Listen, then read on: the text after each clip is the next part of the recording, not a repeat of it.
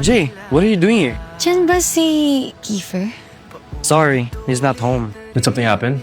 She was just looking for you. Just don't say anything that's gonna make her worry. Sure. Sorry, Jay. Hey, Jay. Ikaw pala yung mapapangasawa ng anak ko? Sure. Ano nangyari sa'yo? Saan ka nagaling? I missed you. Ano nga palang ginagawa mo dito, Keeper? I came to see JJ. He will be my best man. No, he will be my best man. Ano pag-uusapan natin, David? Keeper. Don't touch me. Don't come any closer, Jay. I might hurt you. Sabihin mo na kasi yung totoo! Huwag mo ako tuksan si Keeper. Sasabihin din naman niya eh. Anong plano yung sinasabi niyo? You sure you wanna hear it?